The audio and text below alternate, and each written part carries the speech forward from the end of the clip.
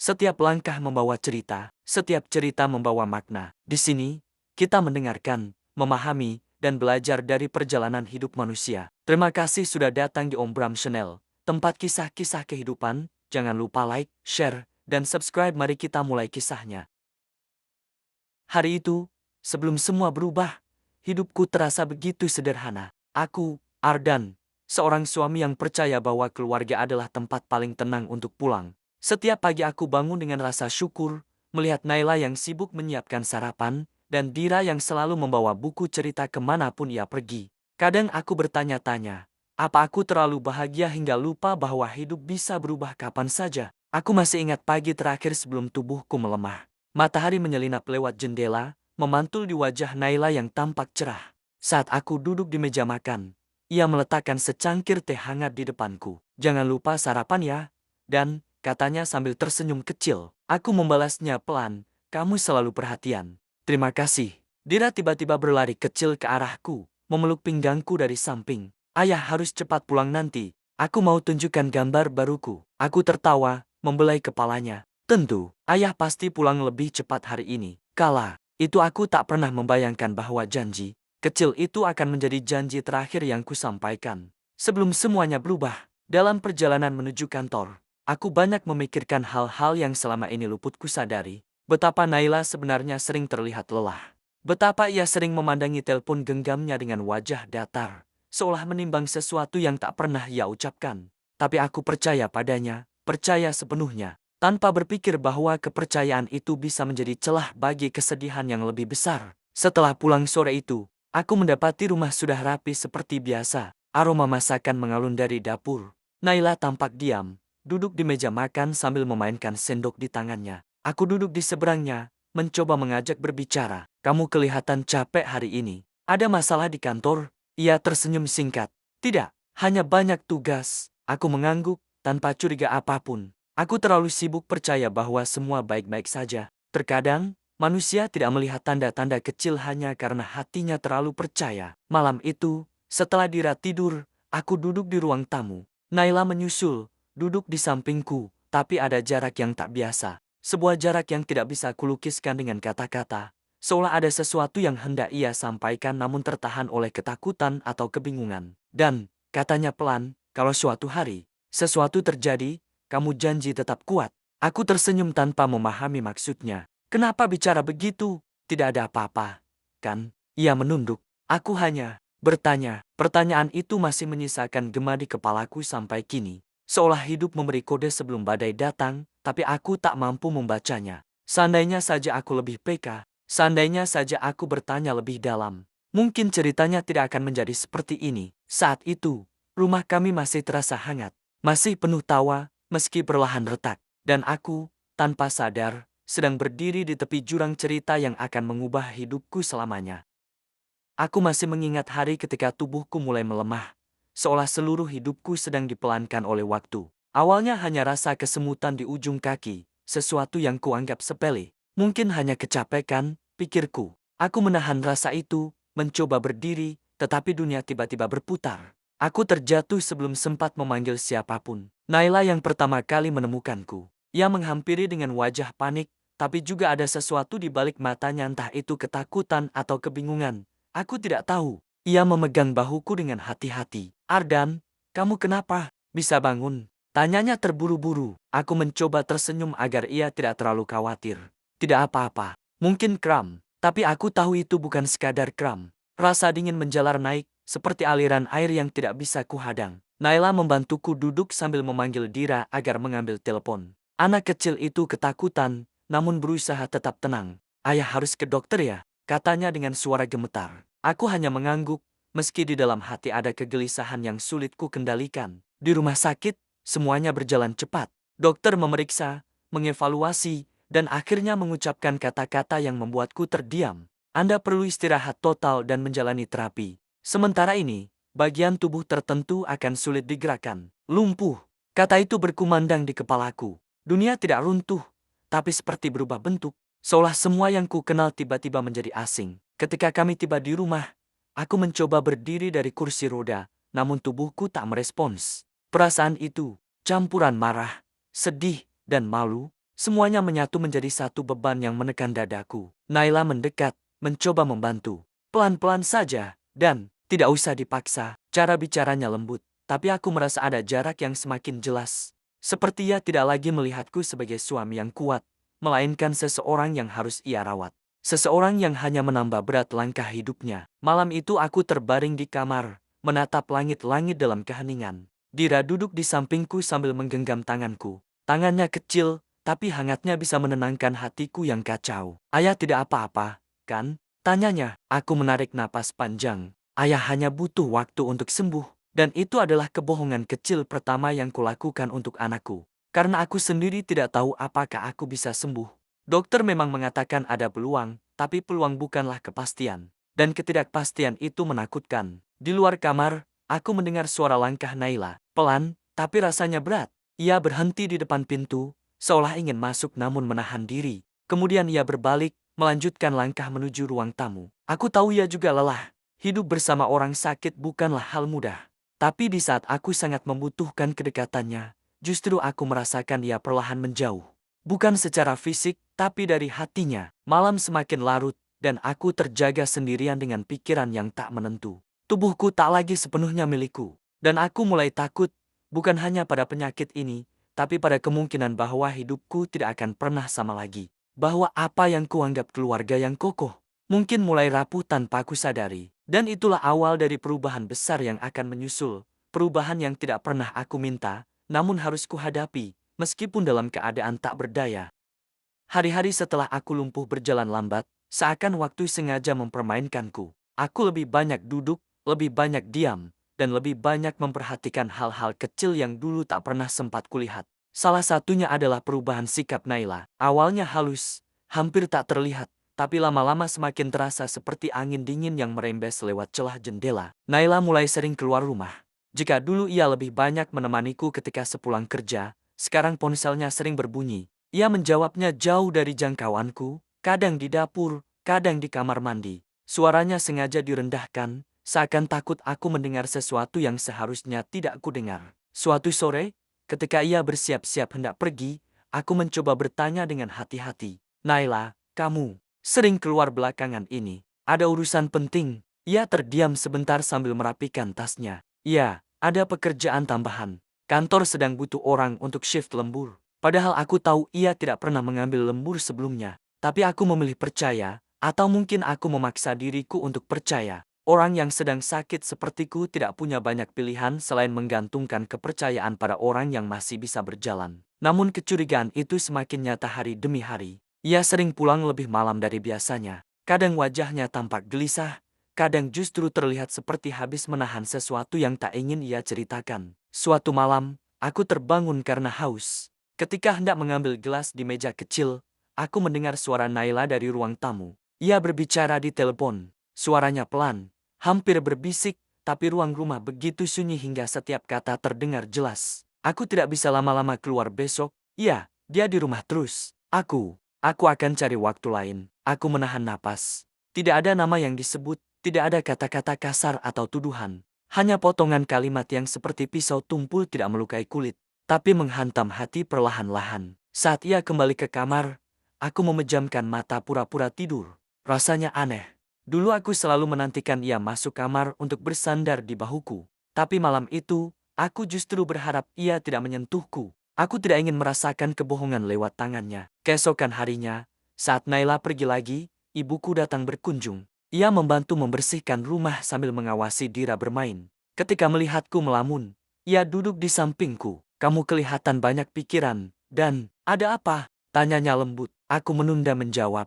Bagaimana aku menjelaskan sesuatu yang bahkan belum pasti? Ibu, Naila berubah.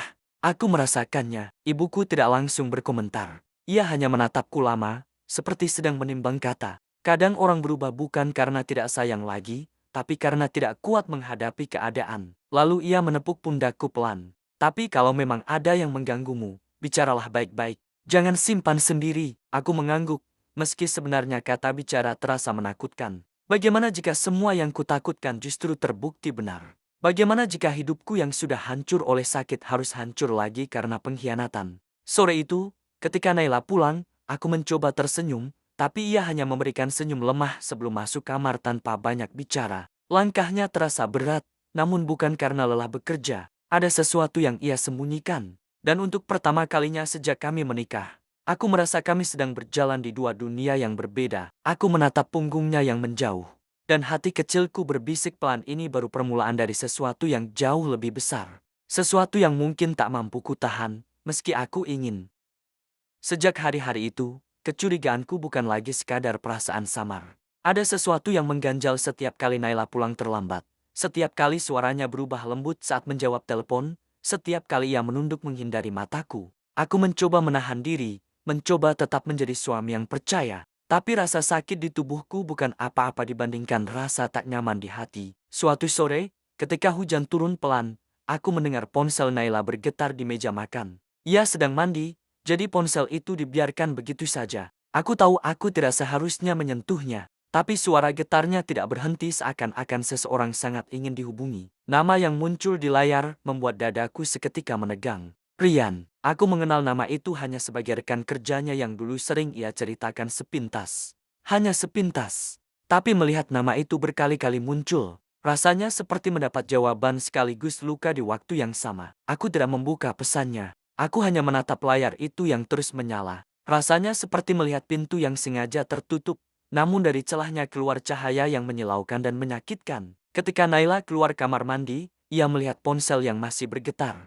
Pandangannya sekilas menuju aku, lalu ia buru-buru mengambilnya. Kantor, katanya singkat. Terlalu singkat. Aku mengangguk, mencoba tetap tenang. Banyak yang cari kamu. Ya, lagi banyak pekerjaan. Tapi aku tahu ia tidak sedang bicara tentang pekerjaan. Cara ia memegang ponselnya saja berbeda erat, seperti sedang menyembunyikan sesuatu yang rapuh. Malam itu, aku duduk di kursi roda di ruang tamu. Rumah sudah sunyi, Dira sudah tidur. Naila berdiri di dekat jendela sambil menelepon, membuat jarak antara kami semakin jelas. Aku tidak mendengar seluruh percakapannya, hanya potongan yang terlepas dan menghantam pikiranku. Aku tidak bisa lama-lama bicara. Iya, besok mungkin, jangan datang ke rumah. Dia ada di sini, dadaku terasa berat. Dia ada di sini, kata itu seperti sebuah pukulan tak bersuara. Mengapa Naila merasa perlu mengatakan itu? Mengapa ia seakan berbicara tentang seseorang yang tidak seharusnya hadir di hidup kami? Ketika telepon ditutup, Naila menoleh dan tampak kaget melihatku masih terjaga. Kamu belum tidur? Tanyanya. Aku hanya susah tidur, jawabku pelan. Ia mengangguk, lalu berkata, aku tiduran duluan. Kamu menyusul? Ya, aku tidak menjawab. Aku hanya menatapnya berjalan menuju kamar. Langkah yang dulu terasa dekat, kini terasa sangat jauh. Setelah ia masuk kamar, ibuku mengirim pesan singkat, kamu baik-baik saja? Dan, aku menatap layar ponsel lama. Kenapa pertanyaan itu datang di saat aku paling membutuhkan seseorang untuk bicara? Aku mengetik pelan. Sepertinya ada yang berubah dengan Naila. Ibuku membalas cepat. Kalau kamu yakin, jangan biarkan masalah ini menggantung. Bicarakan baik-baik. Namun bagaimana aku bisa membicarakan sesuatu yang bahkan tidak sanggup kusentuh? Aku sudah kehilangan banyak hal sejak kelumpuhan ini datang. Dan aku takut percakapan itu bisa membuatku kehilangan lebih banyak lagi. Hujan di luar semakin deras. Aku menatap pintu kamar yang tertutup. Dan untuk pertama kalinya aku merasa pintu itu bukan sekadar kayu, itu adalah batas antara diriku dan seseorang yang dulu kujaga dengan seluruh hatiku. Malam itu aku tidak bisa tidur. Pikiranku bergerak tanpa henti. Seandainya aku sehat, mungkin aku akan mengejar jawabannya. Tapi dalam keadaanku sekarang, aku hanya bisa menunggu, seakan hidupku bukan lagi milikku. Dan di balik semua itu, ada satu suara kecil yang terus berbisik, mungkin hatiku sudah tahu kebenarannya. Hanya saja aku belum siap mengakuinya. Hubungan antara aku dan Naila semakin terasa seperti dua garis yang berjalan sejajar namun tidak pernah benar-benar bertemu. Hari-hari berlalu dengan sunyi yang aneh. Sunyi yang bukan berasal dari ketenangan, melainkan dari sesuatu yang ditahan. Sesuatu yang tidak terucap namun jelas terasa. Aku semakin sering duduk sendirian di ruang tamu. Dari posisi itu, aku bisa melihat pintu depan, dapur, dan sebagian kamar. Semua sudut rumah yang dulu terasa hangat kini tampak seperti ruang asing yang tidak lagi mengenal kami sebagai keluarga yang utuh. Naila terus saja sibuk, entah dengan alasan pekerjaan atau hal lain yang tak pernah ia jelaskan. Tatapannya berubah menjadi tatapan singkat dan cepat, seperti seseorang yang tidak ingin meninggalkan jejak emosi. Aku merindukan masa ketika ia duduk di sampingku, bercerita tentang hari-harinya, Tapi sekarang, ia seakan berada di dunia lain. Di tengah kebisuan itu, ibuku datang berkunjung. Ia membawa camilan kesukaanku dan senyum yang selalu berhasil menghangatkan udara yang dingin. Namun, saat melihatku, senyumnya mengendur sedikit. Kamu terlihat pucat, dan, katanya lembut, ada yang ingin kamu ceritakan. Aku terdiam lama. Rasanya sulit menjelaskan sesuatu yang bahkan belum bisa kucerna sepenuhnya. Tapi mata ibuku, mata yang selalu tahu kapan aku sedang berbohong, membuatku akhirnya menyerah. Bu, suaraku retak sedikit. Aku rasa Naila berubah. Dia sering pulang malam. Teleponnya selalu disembunyikan. Aku tidak tahu apakah aku terlalu sensitif atau memang ada sesuatu. Ibuku menghela napas pelan dan duduk di sampingku. Ibu sudah melihat perubahan itu. Ucapan itu membuatku menoleh cepat. Cara dia bicara, cara dia menghindar. Ibu tahu kamu merasakan hal yang sama. Aku menunduk, meremas tangan sendiri. Aku takut, Bu. Aku takut kalau apa yang aku pikirkan itu benar. Dan aku tidak punya kekuatan untuk menghadapinya. Ibuku menyentuh pundakku, perlahan seperti tidak ingin membuatku semakin rapuh. Nak, hidup memang tidak selalu memberi kita ruang untuk memilih keadaan. Tapi kamu selalu bisa memilih bagaimana kamu meresponsnya. Kalau kamu merasa ada yang salah, kamu berhak untuk tahu. Aku ingin percaya kata-kata itu, tapi ada bagian dalam diriku yang menolak. Jika aku membuka pintu kebenaran itu, aku harus siap menghadapi luka yang mungkin jauh lebih dalam dari sakit ini. Kelumpuhan ini saja sudah membuat hidupku setengah mati. Bagaimana jika yang lain ikut runtuh? Sore itu, ketika ibuku pulang, aku tetap duduk di ruang tamu dalam diam yang panjang. Lampu rumah baru menyala ketika matahari hampir tenggelam. Aku menatap bayanganku sendiri di jendela, bayangan seorang pria yang tidak lagi yakin pada dirinya, pada pernikahannya, pada tempatnya di rumah ini. Ketika Naila pulang malam itu, aku mencoba mencari keberanian. Aku ingin bertanya, ingin mengungkapkan apa yang selama ini menyesakkan dadaku. Namun begitu pintu terbuka dan ia melangkah masuk, semua kata hilang. Ada kerutan gelisah di wajahnya. Dan saat ia melihatku, ia tersenyum-senyum hambar yang tidak sampai ke matanya. Aku menggeleng, menunggu kamu pulang. Oh, ia meletakkan tasnya dan mengambil napas pendek. Maaf, aku lembur lagi. Kalimat itu terlalu rutin kini, terlalu hafal. Seolah ia mengucapkannya bukan karena itu kebenaran, melainkan karena itu alasan paling mudah. Aku ingin berkata, aku tahu kamu tidak jujur. Aku ingin bertanya, siapa yang kamu telepon setiap hari? Aku ingin menegaskan, kita butuh bicara. Namun tidak ada satu pun yang keluar. Hanya sepotong kalimat kecil yang akhirnya mampu kutahan di bibir. Nei, kalau suatu saat kamu siap bicara, aku akan mendengarkan. Ia tampak terkejut, namun hanya sesaat.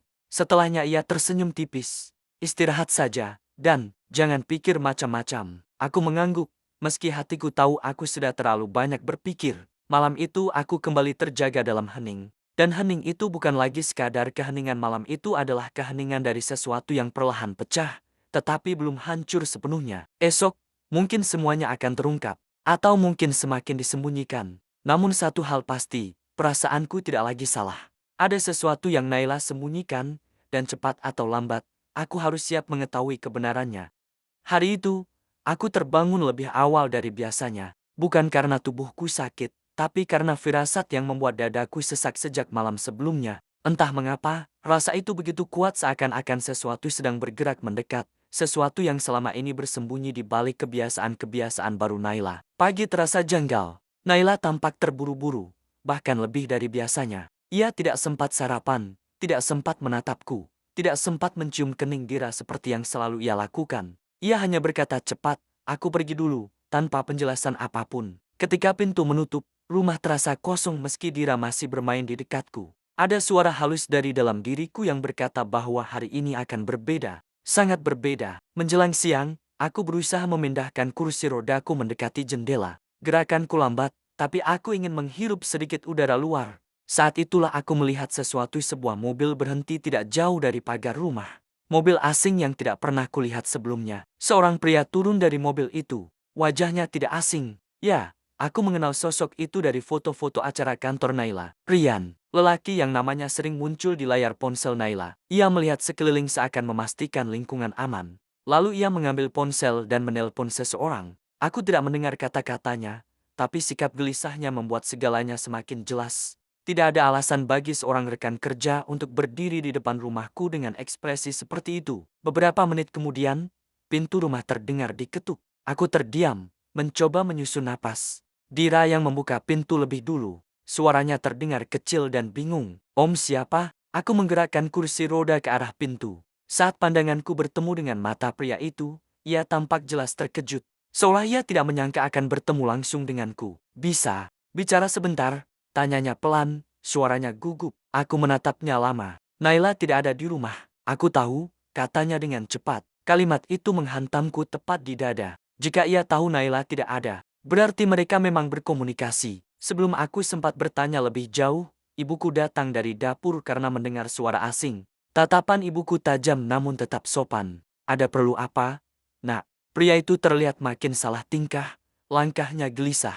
Saya cuma mau memastikan Naila baik-baik saja. Dia tidak mengangkat telepon. Aku mengangguk pelan. Kalau begitu, kamu bisa hubungi dia nanti. Sekarang bukan waktu yang tepat. Ia menelan ludah, lalu berkata dengan suara yang lebih rendah.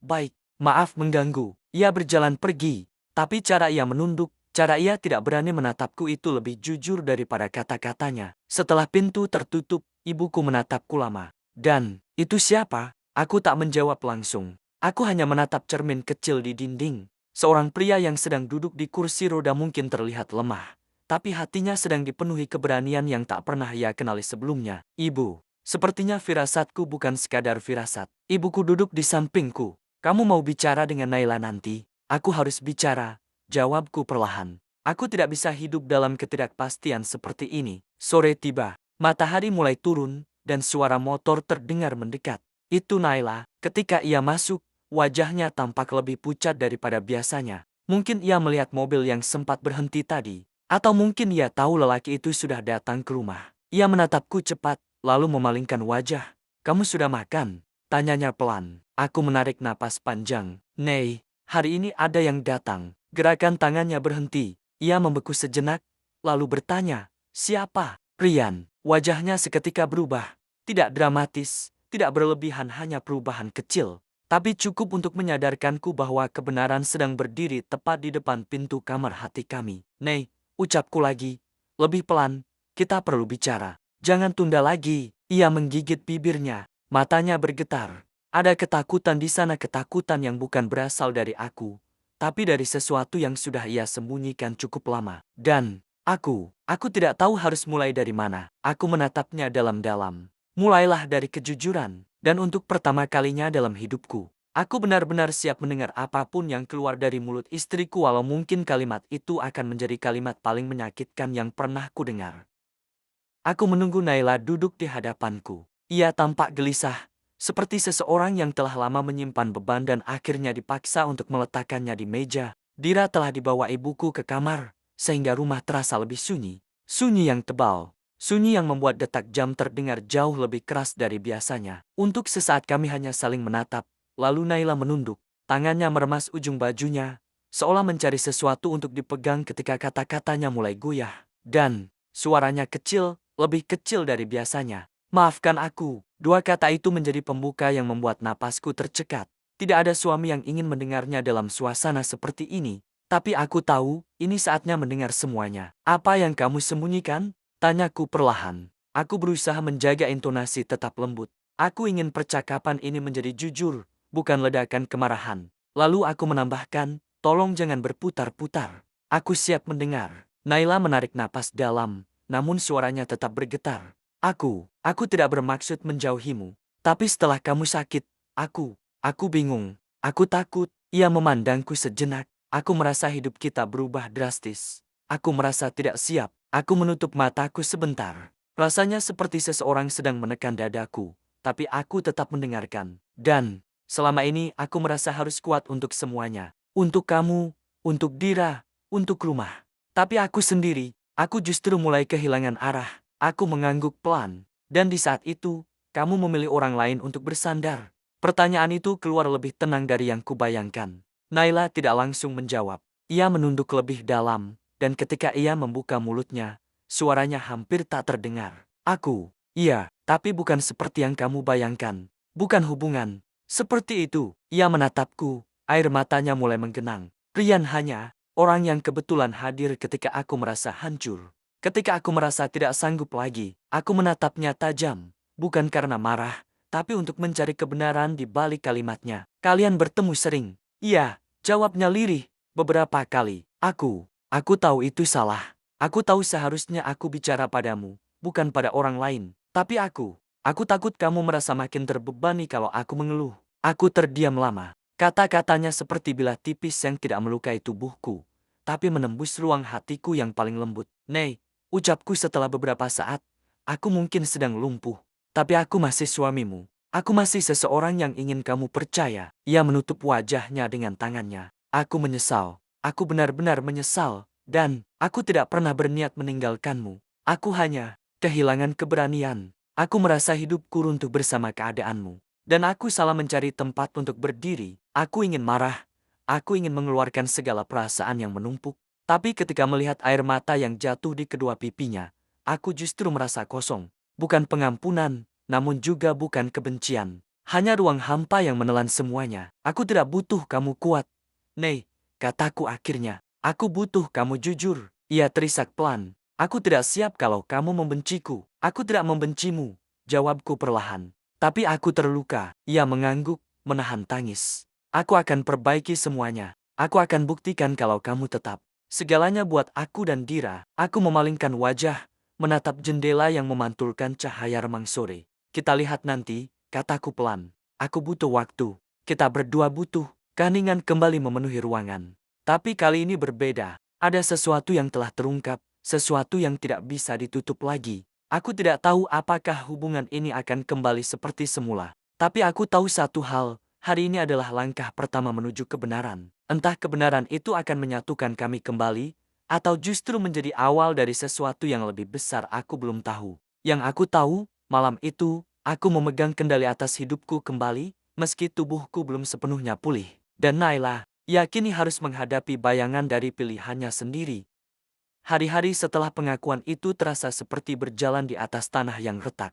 Kami berdua berusaha menjalani rutinitas, namun setiap langkah selalu diiringi bayangan percakapan malam itu. Aku bisa merasakan Naila berusaha keras terlalu keras, mungkin untuk memperbaiki banyak hal sekaligus. Ia menjadi lebih perhatian dariku sebelumnya, menawari bantuan, menyiapkan makanan favoritku, dan memastikan kebutuhanku terpenuhi. Namun semua itu terasa seperti penyesalan yang berubah menjadi tindakan, bukan ketulusan yang muncul dengan ringan. Sesuatu di dalam hatinya tampak berat, seperti seseorang yang mulai menyadari harga dari pilihan yang pernah ia ambil. Karma, rupanya, tidak selalu datang dalam bentuk besar. Kadang ia datang dalam bentuk-bentuk kecil yang menggerus perlahan. Hari itu, Naila pulang dengan wajah yang tampak kusut.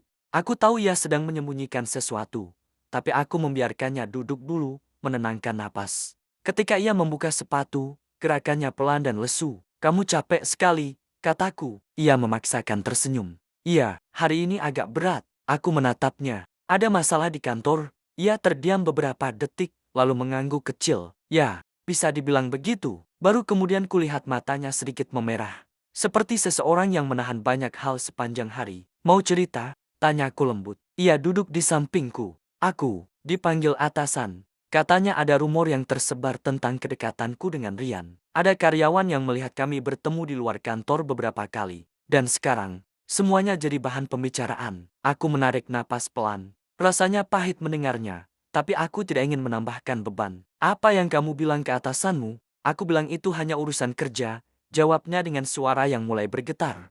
Tapi aku tahu atasan tidak sepenuhnya percaya. Aku bisa melihat dari tatapan matanya. Ia menunduk. Dan Rian, dia akhirnya dipindahkan ke divisi lain karena masalah ini. Orang-orang mulai menjauh dariku. Bahkan beberapa rekan perempuan menyindir secara halus. Aku hanya diam. Inilah momen ketika hidup mulai membalas, namun tidak dengan keras, melainkan dengan cara yang membuat seseorang menoleh kembali dan bertanya pada dirinya sendiri. Dan, aku menyesal, katanya lirih. Bukan hanya karena masalah kantor, tapi karena aku sekarang benar-benar menyadari betapa cerobohnya aku. Ia memegangi tangannya sendiri, menggenggamnya kuat seakan takut kehilangan kendali. Aku hampir kehilangan kamu. Suaranya semakin pelan. Aku hampir menghancurkan keluarga kita. Kata-kata itu membuat dadaku sesak. Ada bagian dalam diriku yang ingin memeluknya, mengatakan semuanya akan baik-baik saja. Namun ada juga bagian lain yang masih berhati-hati. Luka itu belum sembuh sepenuhnya. Aku tidak ingin lari dari kesalahanku. Lanjutnya, aku siap menerima apapun akibatnya. Tapi, Aku ingin memperbaiki semuanya di antara kita. Aku menatapnya lama. Naila, aku melihat usahamu. Tapi kita tidak bisa menutup mata bahwa semuanya butuh waktu. Ia mengangguk cepat. Matanya mulai berkaca-kaca. Aku tahu. Aku bersedia menunggu. Malam itu, ia bangkit dari sofa untuk menyiapkan makan malam. Namun langkahnya terlihat goyah. Tidak ada yang menyakitinya dari luar. Tidak ada yang mengusirnya. Tidak ada ancaman. Tapi batinnya sedang diguncang oleh satu hal yang jauh lebih berat. Kesadaran bahwa ia telah melukai orang yang ia cintai. Dan kini konsekuensinya mulai muncul dalam hidupnya. Karma tidak pernah berniat membalas dengan kekerasan. Ia hanya memberi cermin besar agar seseorang melihat luka yang ia ciptakan sendiri. Aku memandang punggung Naila yang terlihat lebih rapuh dari sebelumnya. Di dalam hatiku, perlahan-lahan tumbuh sesuatu.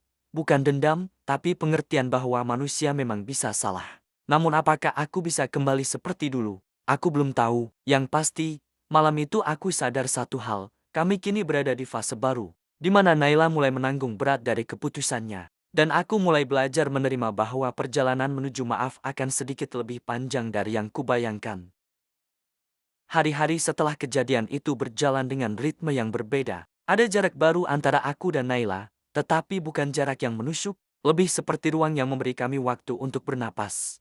Kami tidak lagi berpura-pura bahwa semuanya baik-baik saja. Tapi kami juga tidak membiarkan luka itu menguasai seluruh hidup. Pagi itu, matahari masuk melalui jendela ruang tengah, menimpa wajahku dengan hangat yang familiar. Aku sedang berusaha menggerakkan kakiku sedikit demi sedikit, mengikuti instruksi dokter.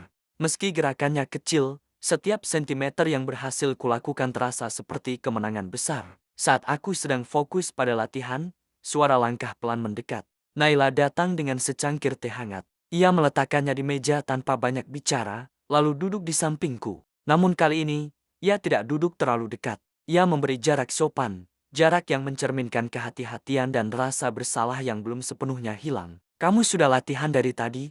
tanyanya lembut. "Iya, pelan-pelan saja," jawabku. Ia mengangguk, namun tatapannya jatuh pada kaki yang sedang kukerahkan sekuat tenaga. Mata itu tampak berkaca-kaca namun tetap mencoba tersenyum. "Aku bangga sama kamu," dan pujian itu sederhana, tapi terasa jujur. Untuk pertama kalinya sejak semuanya terungkap, aku merasakan ketulusan yang kembali muncul dari dirinya. Beberapa saat kami terdiam. Lalu tiba-tiba, Naila menarik napas panjang dan berkata, "Aku dapat surat peringatan dari kantor." Aku menatapnya. "Surat peringatan?" "Iya." Ia memaksa tersenyum, tetapi suaranya jelas mengecil. "Akibat rumor itu, atasanku bilang kalau aku masih membuat atmosfer kerja tidak nyaman. Mereka mungkin harus mempertimbangkan tindakan lanjutan." Aku mendengarkan tanpa menyela. Bukan karena aku ingin melihatnya jatuh, tapi karena aku merasa Naila memang sedang menghadapi apa yang seharusnya ia benahi sejak dulu, bukan sebagai hukuman, tapi sebagai pembelajaran. "Aku bingung,"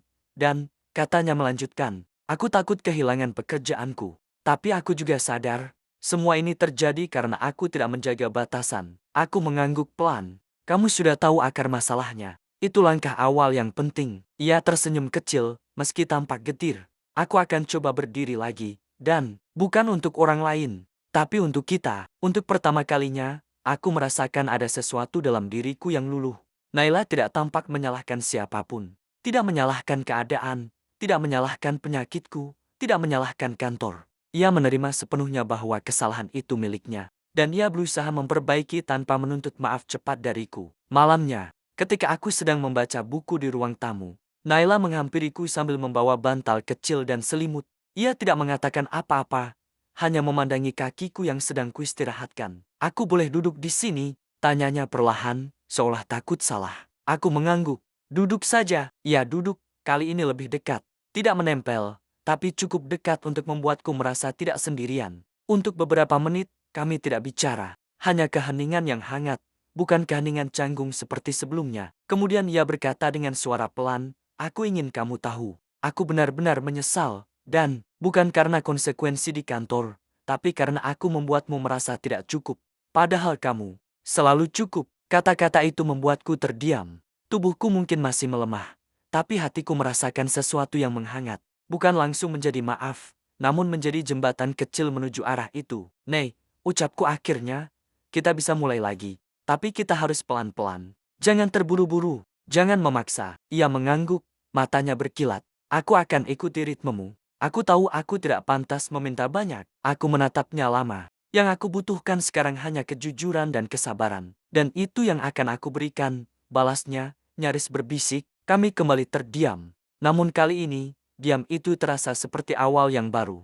Sebuah awal yang masih rapuh, namun nyata. Karma Naila datang bukan untuk menjatuhkannya, tapi untuk membuatnya membuka mata. Dan aku, perlahan-lahan, mulai menemukan ruang dalam hatiku untuk menerima bahwa perubahan membutuhkan dua hal, keberanian untuk mengakui salah, dan keberanian untuk memberi kesempatan kedua. Bab itu mungkin belum berakhir, tapi untuk pertama kalinya, aku merasa kami menapaki jalan yang sama meski masih diselimuti kabut. Kami berjalan berdampingan kembali,